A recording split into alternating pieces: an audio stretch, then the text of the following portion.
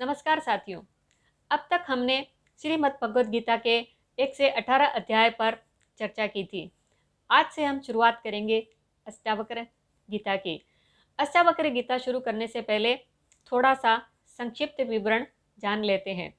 अष्टावक्र गीता वेदांत और अद्वैत दर्शन का एक अत्यंत गूढ़ ग्रंथ है।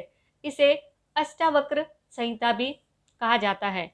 यह मुख्य रूप से आत्मज्ञान, अद्वैत, अहम और द्वैत से परे ज्ञान और मोक्ष की अनुभूति पर केंद्रित है।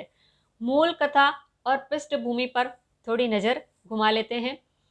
ऋषि अष्टावक्र वे एक महान ज्ञानी थे जिनका शरीर जन्म से ही 8 स्थानों पर टेढ़ा था, इसलिए उनका नाम पड़ा अष्टावक्र। राजा जनक वे मिथिला के राजा और स्वयं भी एक महान ज्ञानी और योगी थे।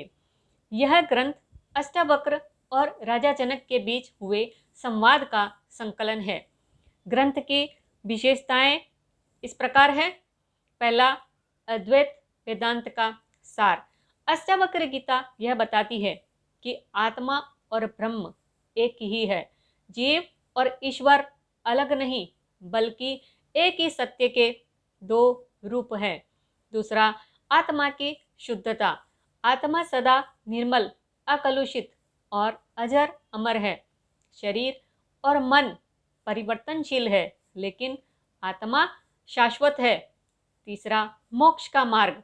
मुक्ति पाने के लिए तपस्या, यज्ञ या कठिन साधना नहीं, बल्कि आत्मा का साक्षात्कार और मैं कौन हूँ का गहरा चिंतन ही पर्याप्त है। चौथा, ज्ञान का महत्व। इसमें कर्मकांड से अधिक ज्ञान को सर्वोपरि बताया गया है। पांचवा, सरल किंतु गहन उपदेश।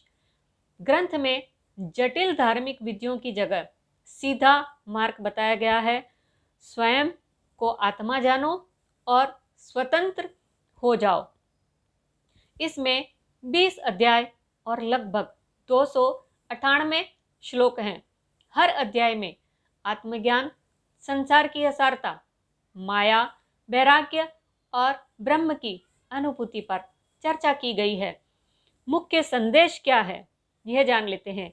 तुम शरीर या मन नहीं हो, तुम शुद्ध चैतन्य हो।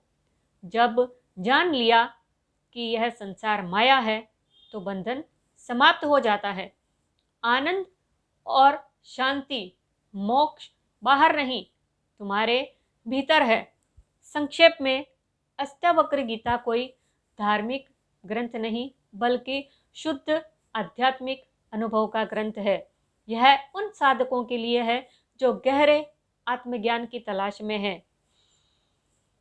दोस्तों, अगर वीडियो आपको उपयोगी लगे और आप अष्टावक्र गीता के बारे में जानना चाहते हैं, तो कमेंट सेक्शन में अपनी राय जरूर दें।